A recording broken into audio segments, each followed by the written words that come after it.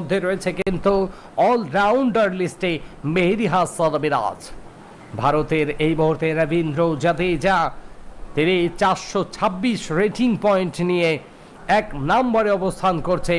Test ক্রিকেটের এই মুহূর্তে বর্তমানে number one allrounder Ravindra Jadeja, এবং তার থেকে মোটামুটি অনেকটা পিছনে রয়েছে মেহেদী হাসান মিরাজ। তিনি 305টা রেটিং পয়েন্ট নিয়ে টেস্ট ক্রিকেটের দ্বিতীয়তম অলরাউন্ডার হিসেবে নাম লিখিয়েছেন। আমরা টেস্ট ক্রিকেটের দ্বিতীয় অলরাউন্ডার হিসেবে মেহেদী হাসান মিরাজকে দেখতে পাচ্ছি এই মুহূর্তে। তিনি অবশ্যই 305টা রেটিং পয়েন্ট নিয়ে অবস্থান করছে দুইয়ে। 3 নম্বরে রয়েছে বেন স্টোকস, তিনি 295 রেটিং নিয়ে অবস্থান করছে মেহেদী মিরাজের থেকে মাত্র 10টা রেটিং পয়েন্টে পেয়েছিয়ে। অর্থাৎ পরবর্তী কোনো একটা টেস্ট ম্যাচে বেন স্টোকস যদি ভালো করে, মেহেদী মিরাজ যদি খারাপ করেন, তাহলে তাকে টপকে 2 নম্বরে চলে যাবে বেন স্টোকস, 3 নম্বরে নেমে যেতে হবে মেহেদী হাসান মিরাজকে। আমরা সেটা চাইব না নিশ্চয়ই। ফার্স্ট টেস্টে তিনি 3টা উইকেট তুলে দিয়েছেন, ব্যাট হাতেও কিছু একটা ভালো দেখতে চাই বিরাজের কাছ থেকে, তবেই তিনি কিন্তু টিকে থাকতে পারবেন তার ওই 2 নাম্বার পজিশনটাতে। আমরা লক্ষ্য করছি পর্যায়ক্রমে 4 নম্বরে রয়েছে প্যাট কামিন্স, 270 রেটিং। 5 নম্বরে উইয়ান মোল্ডার, 253 রেটিং তার। তিনি কিন্তু টিকে থাকতে পারবেন তার যেতে হবে মেহেদী হাসান মিরাজকে। আমরা সেটা চাইব না নিশ্চয়ই। ফার্স্ট টেস্টে তিনি 3টা উইকেট তুলে দিয়েছেন,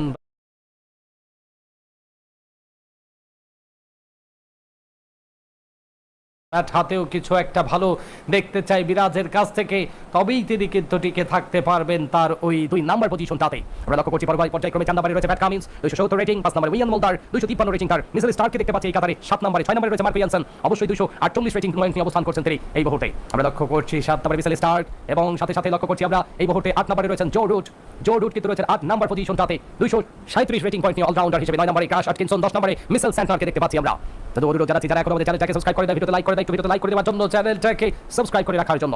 দেখা যাক আজকের ম্যাচে বাংলাদেশ কতটুকু রানের এই মুহূর্তে কতটুকু রানের টার্গেট, অর্থাৎ টার্গেট বলতে কতটুকু রানের লিডে বাংলাদেশ অবশ্যই আয়ারল্যান্ডকে ব্যাটটা ছেড়ে দেয়। আমরা দেখতে চাই নাকি শেষ উইকেট পর্যন্ত বাংলাদেশ ব্যাট করবে, কি সম্ভাবনা, কি চিন্তা ভাবনা রয়েছে বাংলাদেশের। সেকেন্ড টেস্ট ম্যাচ, এবং আজকে নাম্বার দিন চলমান রয়েছে। 86 বল 42টা বল তিনি মোকাবেলা করেছেন, খেয়েছিলেন তিনি মবিনুল হক সৌরভ। তিনি 63টা রান করলেও সেঞ্চুরির দেখা মেলেনি। 128টা বল মোকাবেলা করেছিলেন, 63টা রান করেছেন। একটা চার্জ ছিল এই 63 রানের ইনিংসে মমিনুল হক সৌরভের কাছ থেকে। মমিনুল হক সৌরভ 49 স্ট্রাইক রেটে ব্যাট করেছেন তিনি। নাজবুল শান্ত দলীয় ক্যাপ্টেন, ফার্স্ট টেস্টে সিলেটের টেস্টে সেঞ্চুরি হাঁকালেও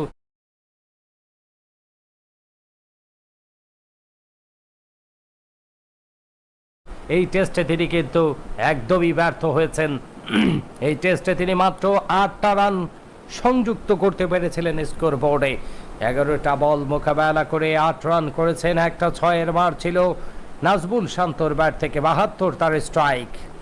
অন্যদিকে মুশফিকুর রহিম 214টা বল খেলে 106টা রান করেছে। 100তম টেস্ট ম্যাচের সেঞ্চুরি, কিন্তু 100তম টেস্ট ম্যাচে সেঞ্চুরি এসেছিল ঠিক 25 সালে। 2 বছর পর আজকে 25 সালে কিন্তু আবার মুশফিকুর রহিম সকালবেলায় কিন্তু আমাদেরকে সেটা উপহার দিয়েছেন। 214 বল মোকাবেলা করে 106টা রান করেছেন মুশফিকুর রহিম। 5টা 4-এর মার ছিল আজকের ইনিংসে তার কাছ থেকে। অবশ্যই 49 স্ট্রাইকে ব্যাট করেছিলেন মুশফিক। আমরা লক্ষ্য করেছি সেটা অবশ্যই আমরা আপনাদেরকে জানিয়ে দিতে চাই। লিটন দাস এখনো ব্যাট করে যাচ্ছেন কিন্তু, এবং তিনি 103টা রান ইতিমধ্যেই করে ফেলেছেন। পরপর 2 জন ব্যাটসম্যানের কাছ থেকে 2টা সেঞ্চুরির দেখা পেয়েছে বাংলাদেশ ক্রিকেট প্রেমীরা। লিটন দাস 162 বল মোকাবেলা করে 103 রানে এখনো ব্যাট করে যাচ্ছে। 7টা 4, 2টা ছক্কা হাঁকিয়ে দিয়েছেন কিন্তু ইতিমধ্যেই লিটন দাস। 63 স্ট্রাইকে চমৎকার ব্যাট করে যাচ্ছেন তিনি। তবে মেহেদী মিরাজ তাকে সঙ্গ দিচ্ছেন, খুবই স্লোলি টেস্টের মেজাজেই খেলছেন কিন্তু তিনি। আমরা দেখতে পাচ্ছি 78টা বল মোকাবেলা করে 30 রানে ব্যাট করছেন। 1টা 4, 1টা ছক্কা, অবশ্যই 38 তার স্ট্রাইক রেট। 3টা এক্সট্রা রান বাংলাদেশ পেয়েছে, 387, 5 উইকেটের বিনিময়ে। কারণ রান রেটটা বলছে 3.22, 120টা ওভার ব্যাট করেছে বাংলাদেশ। এখন এই মুহূর্তে পরবর্তী ব্যাটার হিসেবে রয়েছেন তাইজুল ইসলাম, ইবাদত হোসাইন, হাসান মুরাদ এবং খালিদ আহমেদ। বোলারদের আধিপত্য বিস্তার করবে তাই তো আমরা বলতেই পারি যদি 600 রান আজকের দিন শেষে বাংলাদেশ করতে পারে তাহলে পুরো দিনটা ব্যাট করে কোনো সমস্যা নাই। আর যদি রাউন্ডার লিস্টে নম্বরে মোটামুটি অনেকটা বাংলার বোলারদের আধিপত্য বিস্তার করবে। তাই তো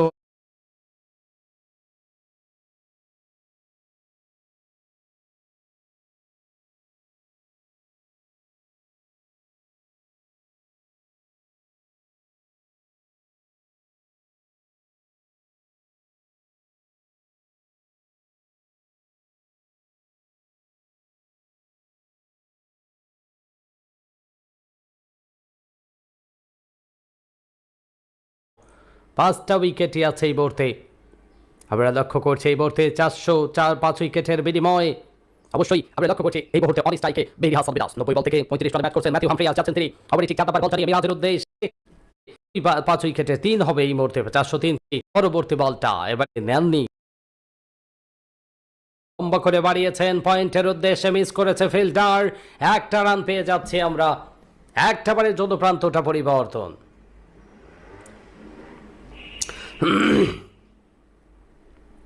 এই মুহূর্তে যুক্ত আছেন আমাদের সাথে জহুরুল ভাই। রিপন কি 170 পারবে বুঝলাম না। রিপন আবার কে? নাসরিন আক্তার যুক্ত আমাদের সাথে। নারায়ণগঞ্জ হতে শুনছেন আমাদের সাথে যুক্ত আছেন এই মুহূর্তে সুজাহান, তাকে ধন্যবাদ জানাই আবেদন জোরালো ভাবে। লেগ স্ট্যাম্পের বাইরের বল, লিটনের ব্যাটে নয় লেগেছিল।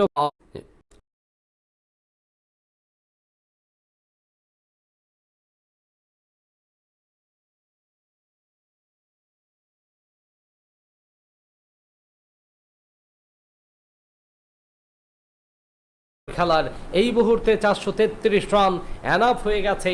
যেহেতু আমরা 600-র কাছাকাছি যেতে পারবো না, সেক্ষেত্রে ওই চেষ্টাটা করা, অযথা সময় নষ্ট করা যাবে না এই মুহূর্তে বাংলাদেশকে। Hasan Murad, new batter, young sensation of Bangladesh.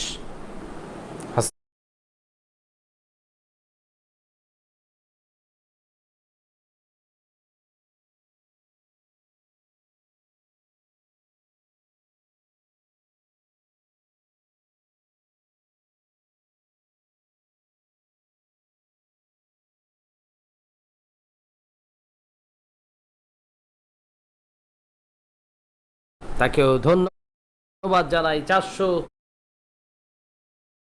ও ও ও ও ও ও ও ও ও ও ব্যাটের কর্নার এসে গেছে। আলট্রা স্টার টানলে তবেই দেখা যাবে কোনো সিগন্যাল আসে কিনা। তবে ব্যাট বল খুবই ক্লোজ ছিল, ব্যাট বল খুবই ক্লোজ ছিল।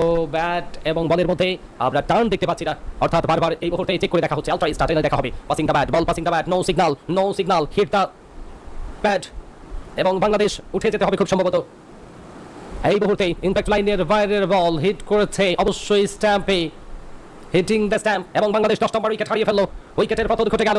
এই মুহূর্তে বাংলাদেশের 476 রান নামবেন, কিন্তু তারা স্পিরিট আছে সেকেন্ড সেশনটা শেষ হতে। আমরা একটুখানি আপনাদেরকে জানিয়ে দিতে চাই এই মুহূর্তে টি-20 টেস্ট র্যাঙ্কিংয়ে বাংলাদেশের কেউ আছে কিনা। অবশ্যই বাংলাদেশের টেস্ট র্যাঙ্কিংয়ের অলরাউন্ডারে একজন রয়েছে, তিনি কিন্তু মেহেদী হাসান মিরাজ। টেস্ট এবং টেস্ট র্যাঙ্কিংয়ে বাংলাদেশের কি উন্নতি হতে পারে সেটাও কিন্তু জানিয়ে দিতে চাই এই সময়ের মধ্যেই।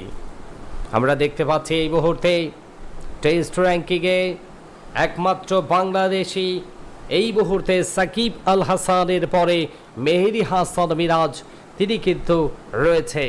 মেহেদী হাসান মিরাজ এই মুহূর্তে দেখতে পাচ্ছি তিনি টেস্ট র্যাঙ্কিংয়ের ঠিক 2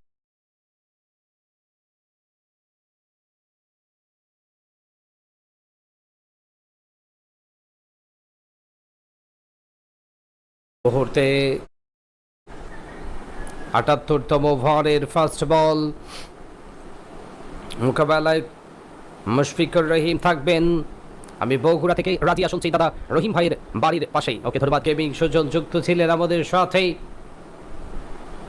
আওয়ার ভিলেজ যুক্ত দাদু ভাই, এত SMS করি আমার কমেন্ট কেন পড়া হয় না? পড়ে দিয়েছে মোহাম্মদ আনারুল ভাই রংপুর থেকে, মিঠা পুকুর থেকে শুনছেন তিনি। একা মানুষ